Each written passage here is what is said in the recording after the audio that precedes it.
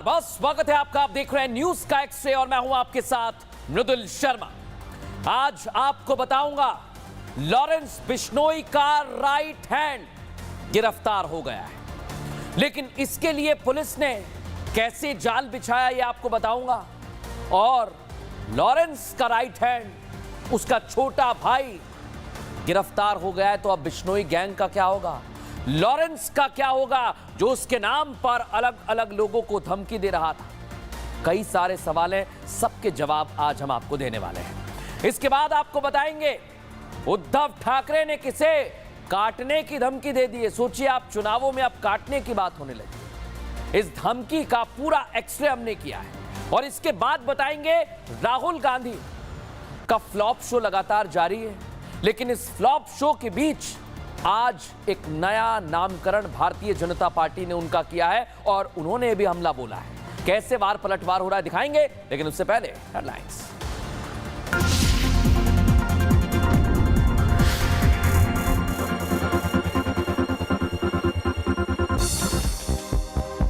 विधानसभा चुनाव के लिए महाराष्ट्र और झारखंड में थमा प्रचार का शोर। आखिरी दिन दिग्गजों ने झोंकी ताकत। मणिपुर में हालात को लेकर गृह मंत्री अमित शाह ने की हाई लेवल मीटिंग। मणिपुर में सीआरपीएफ और बीएसएफ की 50 और कंपनियों को तैनात करने का फैसला। केंद्रीय गृह सचिव पहुंचे इम्फाल। मणिपुर में बिगड़ते हालात के मद्देनजर नागालैंड में एनपीएफ नेता और मंत्री अवांगबो न्यूमने ने प्रेस कॉन्फ्रेंस की। कहा, एनपीएफ और एनडीए के सबसे पुराने सहयोगियों में से एक, सरकार से समर्थन वापसी की कोई बात नहीं। महाराष्ट्र कैबिनेट ने स्वर्गीय रतन टाटा को भारत रत्न से सम्मानित करने की मांग का प्रस्ताव किया पास। केंद्र सरकार को भेजा जाएगा प्रस्ताव। दिल्ली एनसीआर में प्रदूषण से हालात खराब। सुप्रीम कोर्ट ने ग्रेड 4 को सख्ती से लागू करने का दिया आदेश। यूपी के मथुरा में शादी समारोह के दौरान एक शख्स की गोली मारकर हत्या। वारदात के बाद 2 लोग सीसीटीवी में भागते नजर आए। यूपी के गाजियाबाद में पुलिस और बदमाशों के बीच मुठभेड़। पुलिस ने हत्या के 2 आरोपियों को किया गिरफ्तार। गाजियाबाद यूपी से गिरफ्तार। जौनपुर में धर्म परिवर्तन का मामला। पुलिस ने छापेमारी कर परिवर्तन करने वाले गिरोह का पर्दाफाश किया। दक्षिणी लेबनान में इजराइल की भीषण एयर स्ट्राइक। नाइबितिये शहर में हिजबुल्लाह के ठिकानों को तबाह किया। कैलिफोर्निया में एनएचआरए फाइनल के दौरान एक विमान दुर्घटनाग्रस्त हुआ। हादसे में 4 लोग घायल।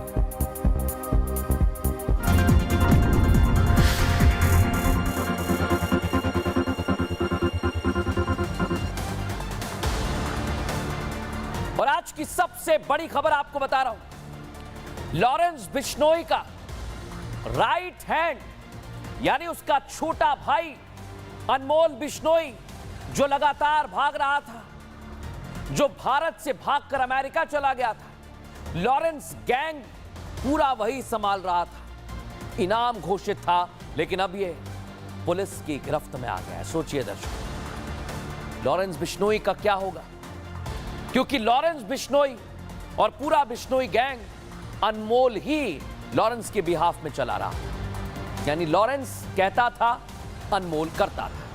तो अब सवाल यह कि क्या लॉरेंस का आतंक खत्म हो जाएगा? क्या लॉरेंस अब अपने टारगेट को निशाना नहीं बना पाएगा? क्या अब तक जो विदेशों में उसके गुर्गे उसके एक इशारे पर कुछ भी कर देते थे, क्या वो अब नहीं हो पाएगा? क्या बॉलीवुड के दबंग सलमान को मिलने वाली धमकियों का सिलसिला अब थम जाएगा, बंद हो जाएगा? सलमान के साथ साथ जिन लोगों को भी लॉरेंस बिश्नोई के नाम से थ्रेट मिला, क्या वो अब नहीं मिलेगा?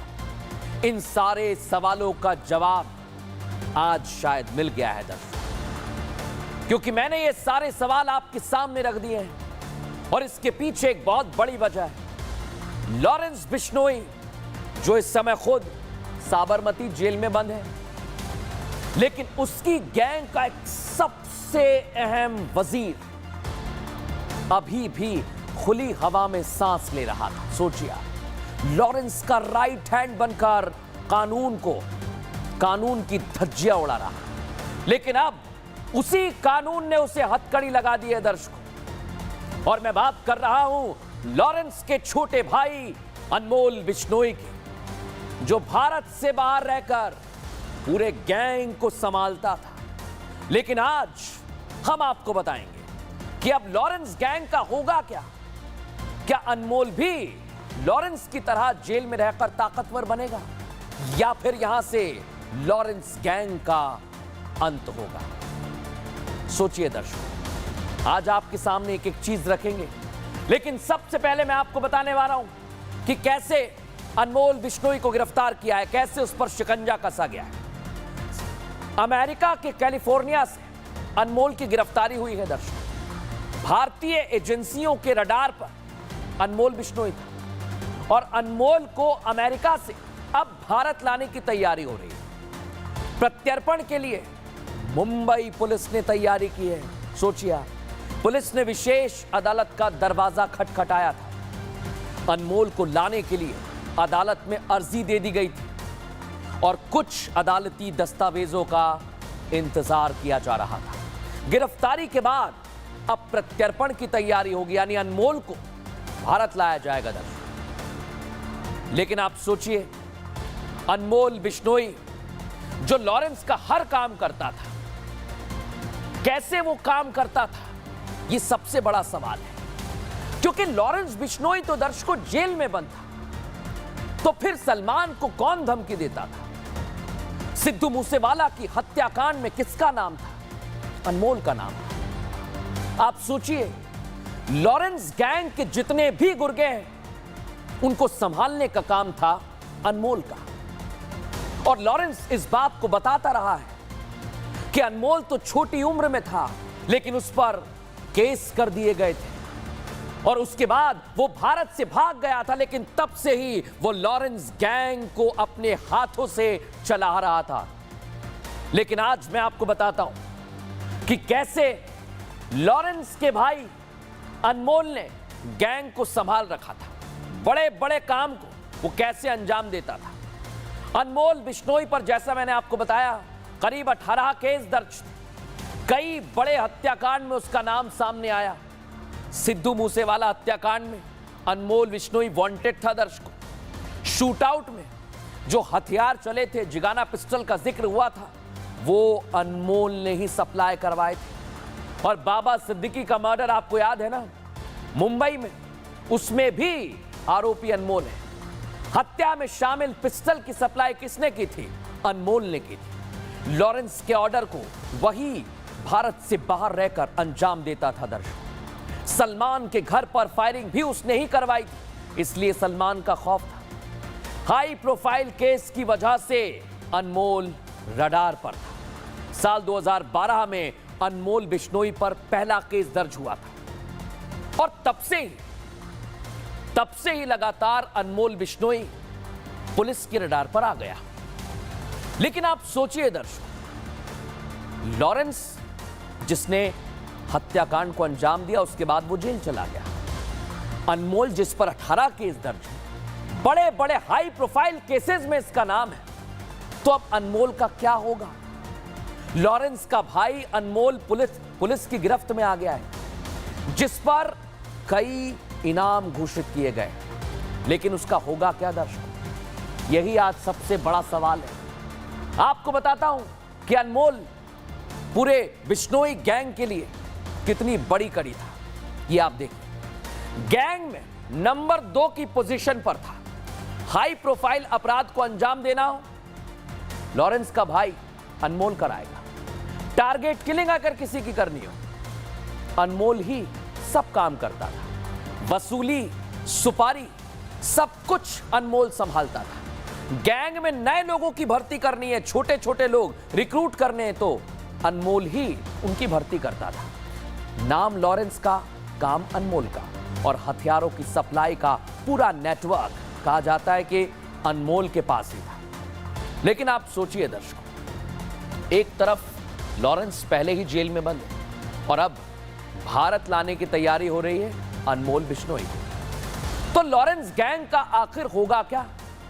क्योंकि लॉरेंस गैंग के नाम से लगातार धमकियां मिलती रही हैं। ये आप देख रहे हैं, पूरा गैंग मैं आपको दिखा रहा हूं, रहिए इस तस्वीर पर। ये पूरा गैंग है दर्शकों, एक एक करके एक एक गुर्गा, कोई भारत में है, कोई बाहर है, कोई कनाडा में है, अनमोल अमेरिका में था और पूरा नेटवर्क अलग अलग देशों से संचालित हो रहा है और खौफ का दूसरा नाम लॉरेंस गैंग बन गया है।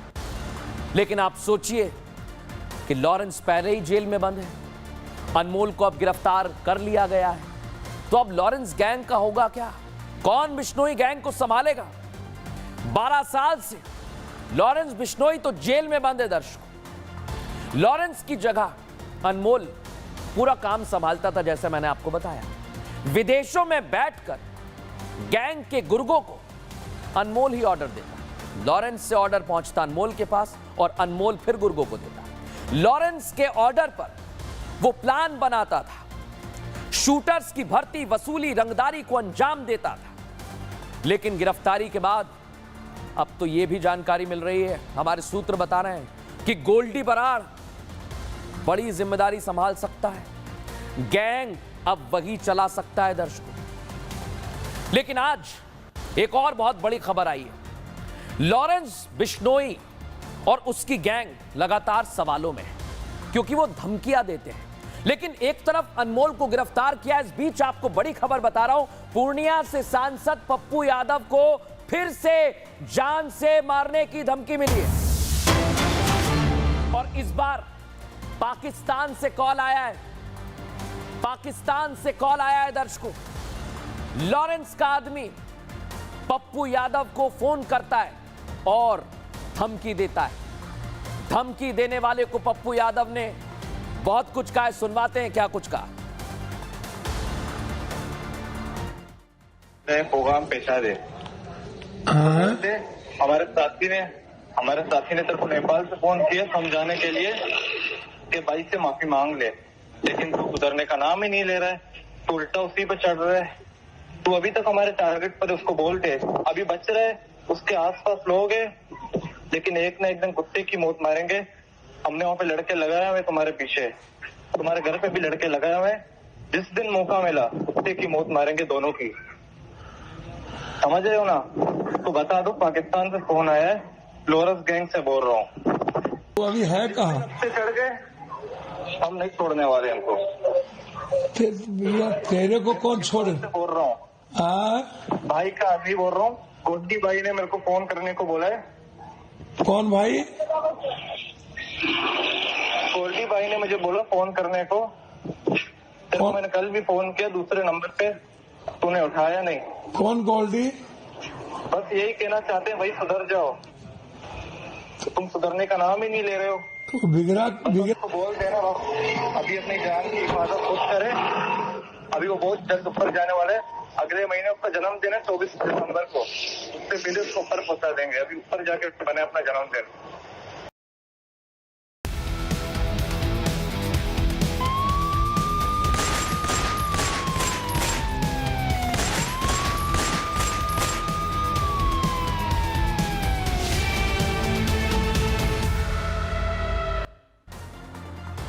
और दर्शकों, अब खबरों में आगे बढ़ेंगे।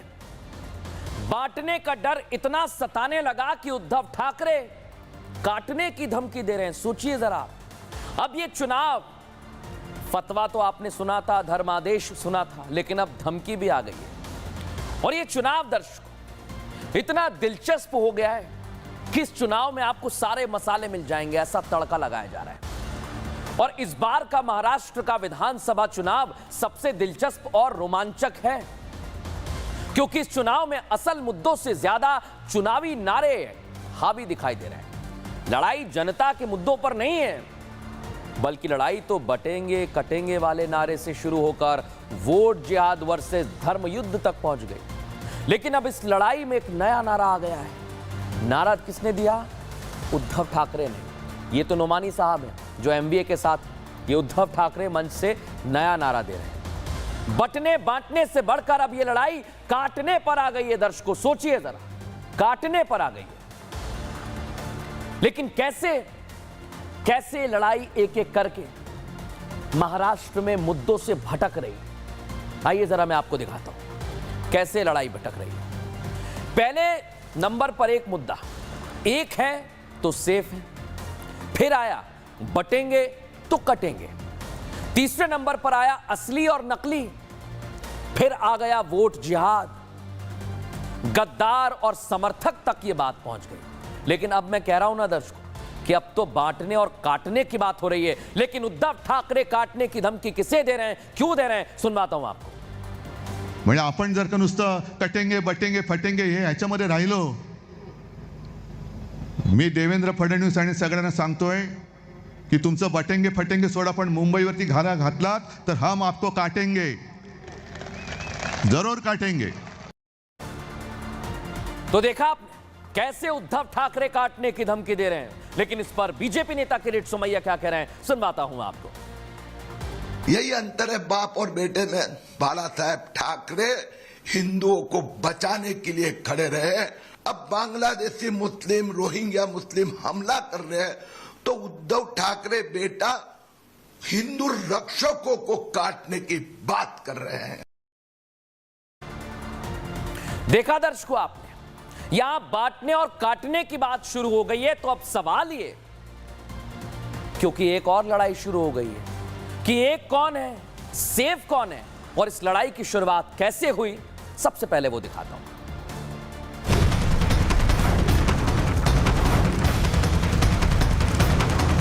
मेरा तो एक ही मंत्र है, हम एक है तो सेफ है।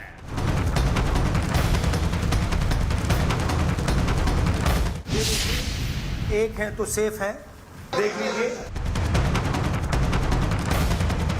छोटा पोपट करे कांग्रेस चौपट। इस छोटे पोपट के लिए मैं कहूंगा, जाकी रही भावना जैसी, वो समझे सेफ का अर्थ तैसी।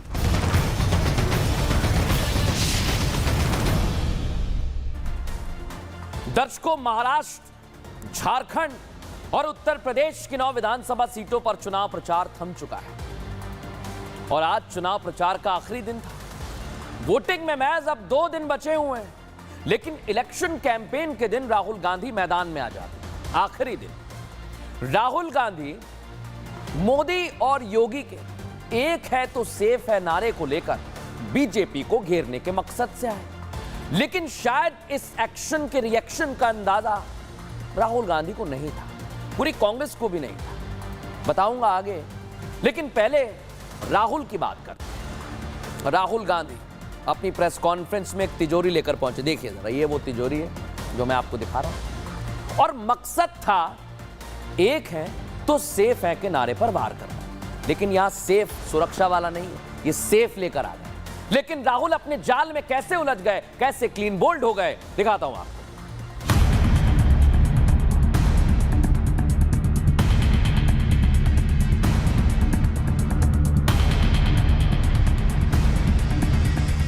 जिन जिन राज्यों में चुनाव होने वाले हैं, उनमें सबसे ज्यादा हाई वोल्टेज चुनाव महाराष्ट्र का है। तमाम सियासी पार्टियों का फोकस महाराष्ट्र पर ही है और इसी फोकस को लेकर कांग्रेस सांसद राहुल गांधी भी सियासी पिच पर बैटिंग करने आए। पिच भी एक है और सेफ है वाली। राहुल पिच पर ताबड़तोड़ बल्लेबाजी करने के मूड में थे। कुछ वक्त को लगा भी यही था। एक है तो सेफ है। एक कौन है? एक नरेंद्र मोदी जी हैं, अदानी जी हैं, अमित शाह जी हैं। सेफ है तो कौन सेफ है? अदानी जी सेफ हैं। कष्ट किसको होगा? धारावी की जनता को होगा। नुकसान किसका होगा? धारावी की जनता को होगा। राहुल गांधी ने कुछ सियासी गेंद का सामना ही किया था कि अब तैयारी 6 लगाने की थी, लेकिन उनकी एक कोशिश उन्हीं को हिट विकेट करा बैठी।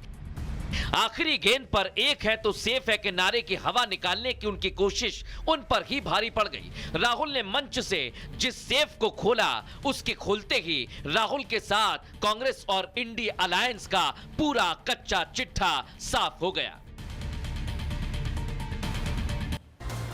देखा दर्शकों आप, राहुल गांधी चाहते कुछ और करना है लेकिन हो कुछ और रहा है। ऐसा मैं क्यों आपसे कह रहा हूं दर्शकों?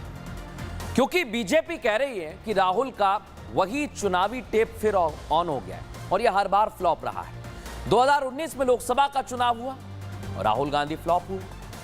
2022 में उत्तर प्रदेश का चुनाव हुआ, राहुल गांधी फिर फ्लॉप हुए। 2023 में मध्य प्रदेश, राजस्थान, छत्तीसगढ़ में चुनाव हुए, 2 राज्यों में सरकार गंवा दी, राहुल फिर फ्लॉप। और 2024 में लोकसभा चुनाव हुए, राहुल गांधी फिर सत्ता से दूर है। यानी राहुल गांधी जो जो कोशिश करते हैं वो कामयाब नहीं हो पाती, इसलिए बीजेपी उन पर हमला करती है। कांग्रेस सांसद राहुल गांधी जो एक हैं तो सेफ हैं वाली तिजोरी लेकर आए थे दर्शकों, जो राहुल मोदी अडानी को लेकर हमलावर होने की कोशिश कर रहे थे, उनका फेक नैरेटिव ज्यादा देर नहीं चल पाया, जिसे राहुल गांधी सियासत का इक्का समझ रहे थे और दांव फेंक रहे थे। असल में वो जोकर निकला दर्शकों, क्योंकि बीजेपी मैदान में उतरी और पहली गेंद पर राहुल के नैरेटिव को पवेलियन के बाहर भेज दिया और नया नारा दिया, एक है तो सेफ है, राहुल गांधी फेक है।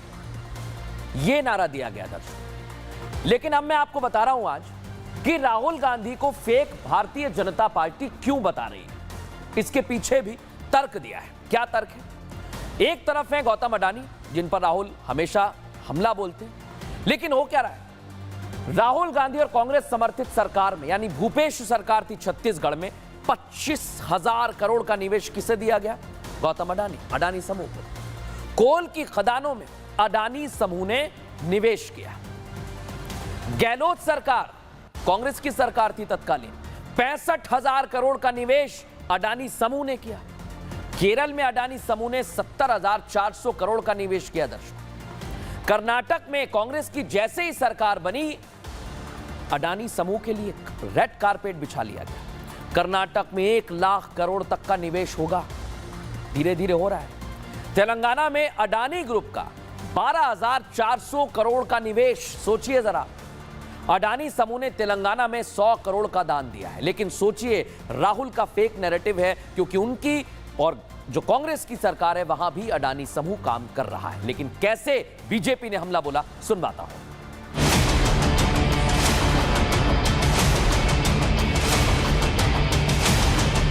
ये देखिए, एक है तो सेफ है, देख लीजिए।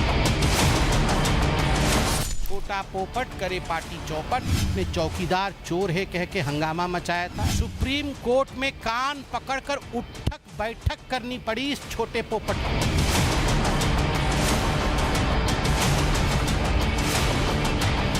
महाराष्ट्र में एक है तो सेफ है पर बीजेपी कांग्रेस के बीच शुरू हुआ पोस्टर वॉर का असली विनर कौन होगा, ये तो अभी कहना मुश्किल है। लेकिन इस वॉर के बीच राहुल को बीजेपी ने नया नाम दे दिया है।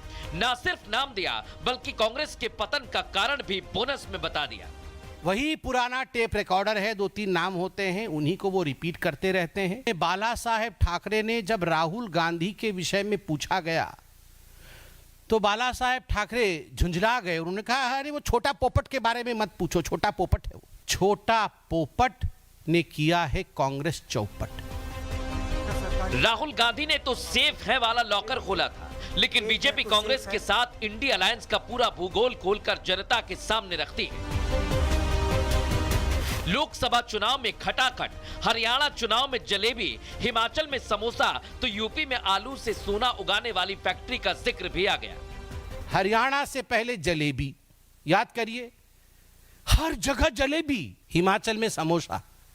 अब जहां जाइए हिमाचल के समोसे के। यूपी में आलू से सोना, कैसे आलू से सोना बनता है उस विषय में भी राहुल जी ने बताया है। चिप्स की फैक्ट्री भी खोली थी।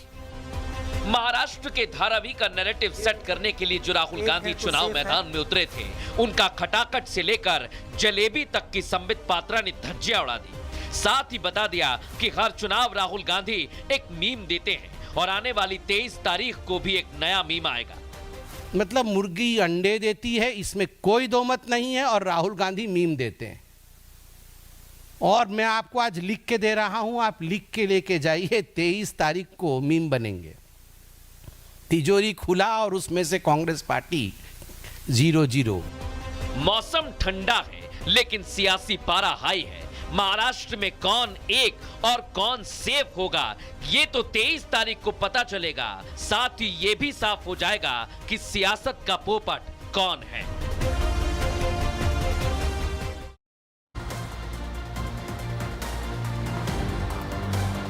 और दर्शकों, इतना ही नहीं हुआ है, महाराष्ट्र के चुनाव में बीजेपी ने एक पोस्टर जारी कर दिया है। उसमें कहा है कि हम एक हैं तो कांग्रेस सेफ है। बीजेपी कह रही है कांग्रेस है तो देश विरोधी सेफ है। कांग्रेस है तो आतंकवादी सेफ हैं, कांग्रेस है तो पाकिस्तान सेफ है, कांग्रेस है तो रोहिंग्या सेफ है, कांग्रेस है तो वक्फ सेफ है। ये भारतीय जनता पार्टी कह रही है दर्शकों। लेकिन आप सोचिए, एक तरफ भारतीय जनता पार्टी हमला कर रही है, दूसरी तरफ कांग्रेस पार्टी है, और कांग्रेस पार्टी भी पीछे नहीं है। कैसे हमला किया जा रहा है देखिए। कांग्रेस अब मुद्दों से और आगे बढ़ गई है। कांग्रेस के राष्ट्रीय अध्यक्ष हैं, उन्हें सांप मुद्दा दिख रहा है दर्शकों चुनावों में। ये तो राष्ट्रीय अध्यक्ष की बात हुई। अब बात करें कांग्रेस के प्रदेश अध्यक्ष, उन्हें कुत्ता नजर आ रहा है। लेकिन ये सांप और कुत्ते की लड़ाई कैसे शुरू हो गई है देखिए जरा।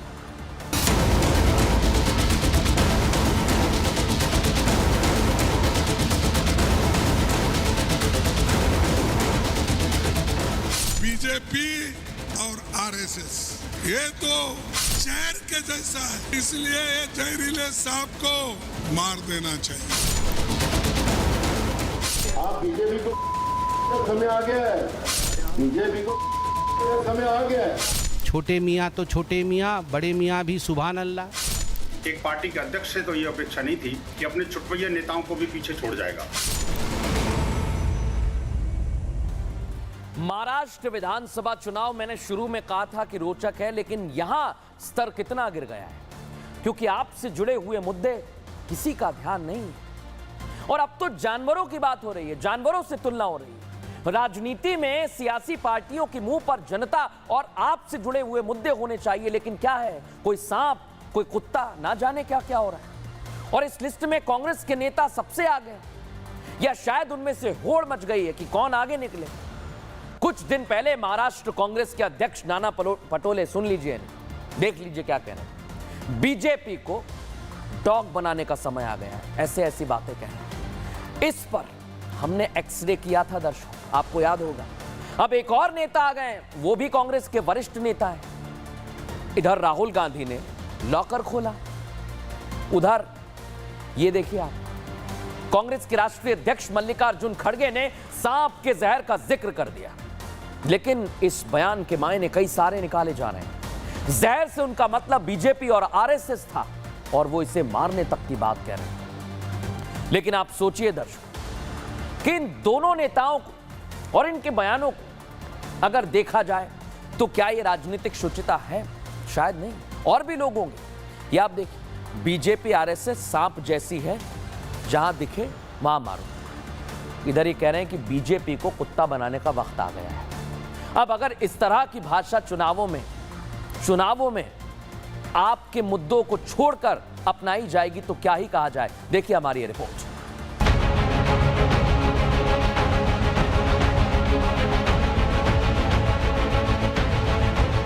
आखिरी दिन, आखिरी दांव, और वो भी मारने वाला। कांग्रेस अध्यक्ष मल्लिकार्जुन खड़गे का बयान तो यही बता रहा है। बयान में आरएसएस और बीजेपी और सांप है। मतलब बयान के जरिए खड़गे बीजेपी और आरएसएस विरोधियों को उकसाने की कोशिश करते हैं। यानी राहुल जो मोहब्बत की दुकान चला रहे हैं, उसमें नफरत का पूरा सामान ठूस ठूस कर भरा हुआ है। बीजेपी और आरएसएस ये तो जहर के जैसा है। सांप अगर एक बार काटा तो खत्म आदमी होता है, तो इसलिए ये जहरीले सांप को मार देना चाहिए।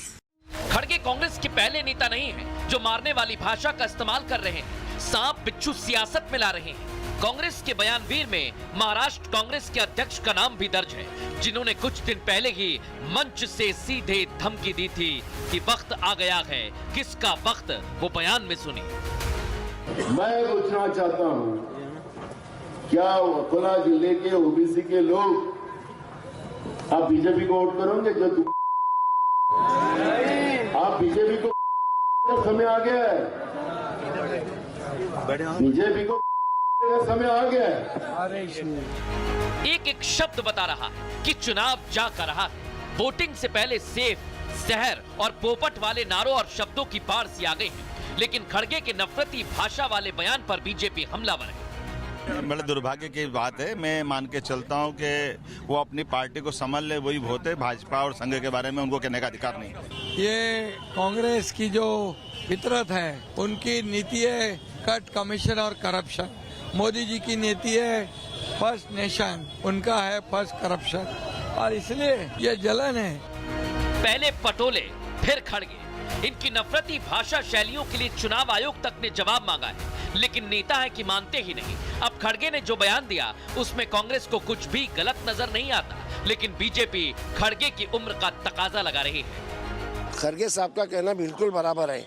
इस देश में हिंदू मुसलमान दरार पैदा करने का, हर दफा द्वेष फैलाने का काम, क्रिश्चियनों के खिलाफ बोलने का, दलितों के खिलाफ बोलने का, ये हमेशा वो करते रहे हैं, और मेरे ख्याल से खड़गे साहब ने बहुत अच्छी लाइन ली है।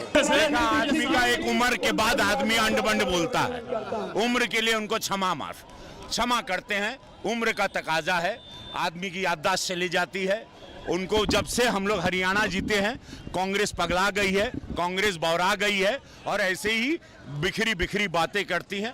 और उसके लिए बहुत जगह पर अद्भुत इलाज सेंटर खुला है, सबको जाके अपना इलाज करना चाहिए। ये उम्र से ज्यादा सियासत का तकाजा लगता है, जहां सियासत की भूख में मल्लिकार्जुन खड़गे भाषा की मर्यादा तो भूल ही गए, साथ ही ये भी भूल गए कि वो एक पार्टी के अध्यक्ष हैं, माननीय हैं। जब अध्यक्ष ही ये भाषा बोलेंगे तो कार्यकर्ताओं को क्या संदेश जाएगा, सवाल बड़ा है। मल्लिकार्जुन खड़गे सियासत के सम्मानित और वरिष्ठ नेताओं में से एक, वो राष्ट्रीय स्वयंसेवक संघ को सांप का जहर बता रहे हैं। उसके पीछे वोट बैंक की सत्ता की चाह दिखती है। और हम ऐसा क्यों कह रहे हैं? क्योंकि एक के बाद एक मजहबी ठेकेदार महाराष्ट्र में महाविकास आघाड़ी गठबंधन को समर्थन देने की बात करते हैं, फतवे निकालते हैं दर्शकों। इसलिए आज मैं पूछ रहा हूं, क्योंकि उलेमा बोर्ड कहता है आरएसएस को बैन करें, तो क्या इसलिए कांग्रेस ऐसा कह रही है? जमीयत उलेमा कहता है कि आरएसएस को बैन करे, तो क्या खड़गे साहब आप इसलिए ऐसी बात कह रहे हैं? मौलाना कहते हैं कि आरएसएस आतंकी संगठन है, क्या इसलिए आप आरएसएस के खिलाफ खड़े हो? सवाल कई सारे हैं, विचारधाराओं की लड़ाई है, लेकिन ये लड़ाई कहां तक जाएगी और इसमें विजय कौन होगा, ये भी हम ही आपको बताएंगे। लेकिन फिलहाल न्यूज का एक्स्ट्रीम इतना ही। कल फिर हाजिर होंगे रोचक और जानकारी भरी खबरों के साथ। नमस्कार।